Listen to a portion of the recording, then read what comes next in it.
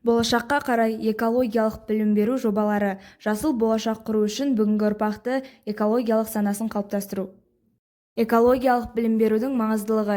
Неге бұл маңызды? Жер шары экологиялық қауіп-қатерлермен кездесуде. Климат өзгерістері, орман өрттері, пластик ластануы. Сол үшін жас ұрпақты жауапкершілікке үйрету қажет. Климат өзгерістеріне дайындық, табиғатты қорғау құзыреттерін дамыту, тұрақты даму мәдениетінен қалыптастыру.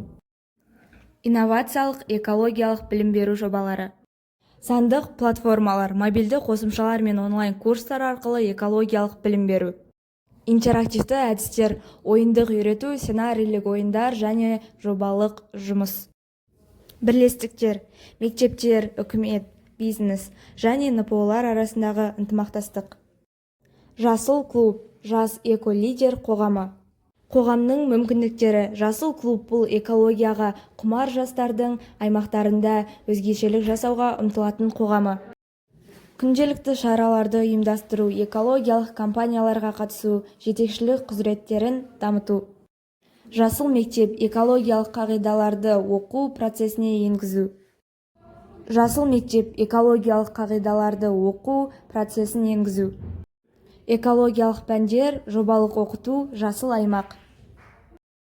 Волонтерлық жобалар, табиғатты қорғау тәжірибелік үлес. Негізгі бағыттар: тазарту шаралары, ағаш отырғызу, жануарларды қорғау.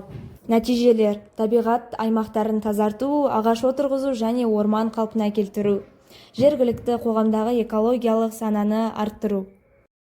Қоғамдық ұйымдардың іс-шаралары: әсерді кеңейту және серіктестік, халықты ақпараттандыру, серіктестік құру, қолдау көрсету. Қоғамдық ұйымдар экологиялық қозғалыстың негізгі қозғаушы күші. Сәтті кейстер: Қазақстан мен әлемнен сәйкес үлгілер. Қазақстандағы экологиялық мектептер саны: жасыл мектептер 500-ден астам. Жыл сайын экологиялық шараларға қатысушылар, волонтерлар 25 000.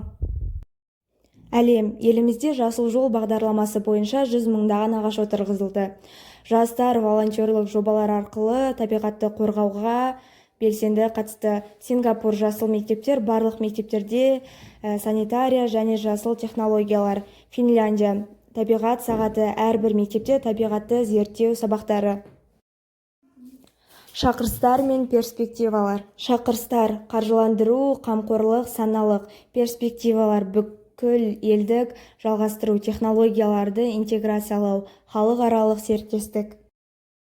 Сіздің рөліңіз жасыл болашақ құруда.